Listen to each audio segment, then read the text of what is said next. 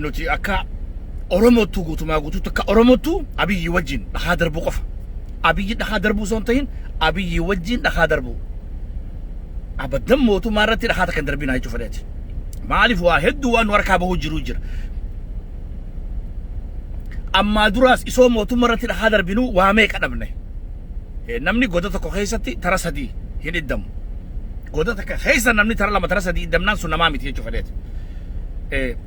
If qopheessa qophaawaa jarattiinis waan qophooyteefuu waan lafa kaayan fanjiin isaanii dhooteef dhiifteefu isaanis dachii abbaan birrin jirri ta abbaan hirriiba jiru arkannee dachii dhiigaan dhabne rabbii olii nu gakkanne jedhaniiti akkana hiixatanii ilkee qarachaa jiran waan godhaa jiran laaltanii gartanii jechuu fedheeti. Abbaan gadaa keenyaas abbaan gadaa afran qalloo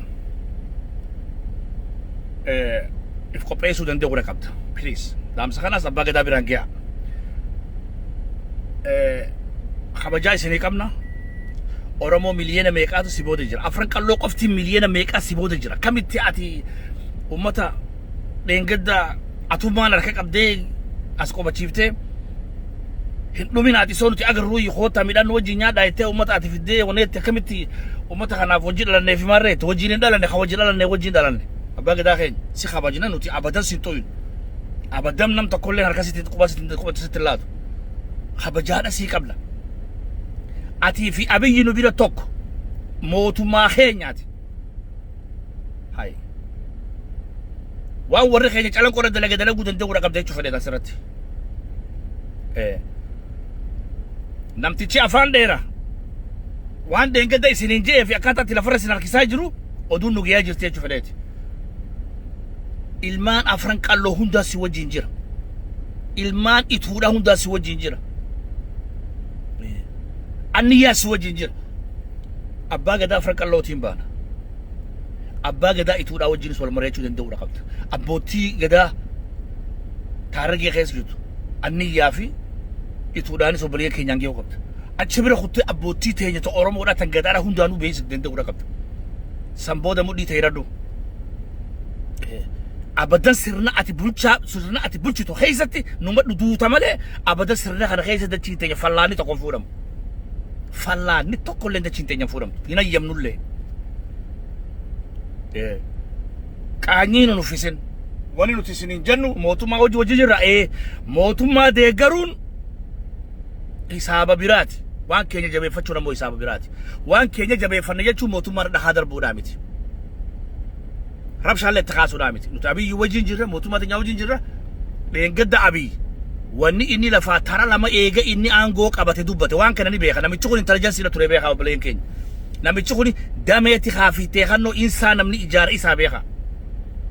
Akkanuma lafaa kee hirriibaa kee paarlamaa irra qubatee danda'u lafaa akkanaati jechuun aaqila bira lafa dhawii gowwaa dhawii tiimii jaan nu bira lafa dhawii gangana achi duuba akka wanni bira taatu feetanii. Waddisee mandisee akka mana si ijaaru feetaa hijee jaan. Kanaafuu namni keenya hundinuu wal qopheessa hagaara mul'ataatii gabba'u obirraati irraa gabba'u kacarcar guddaa irraa gabba'u hundi keessanuuf qopheessa. Akkasitti ilaa hanga qundhudhoo fi funyaan biiraatii fi cicirassanii fi gamana kan dhangala'oo fi kan mixee fi aanannoo fi gamanaan isaa dhangala'u jidduu kombolchaa fi fallaanaa fi naannoo kan hundarraa akka baharaatti kasi kan dhangala'u jechuudha. Hangalaaf tokkotti naan afadhu quba qaban takkatti dhugaan siniim.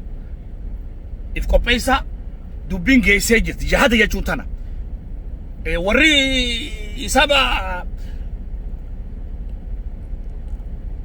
maal jenna yaa akhi isin abbaa gadaa guddaan rabbii gaditti sii malee ulamaa diinaa miti. Warri sheekota masgida keessa isaan banafiita biraa qaban ati immoo banafiita biraan qabdu. Isaan mana jaarrachuu waan biraa oofachuu beera afur fuudhuu V8dhaan deemu wali bubuusaa jechuu kana qofa beekan malee waan biraa hin beekan isaan Falastiinii fillee loluun beekan.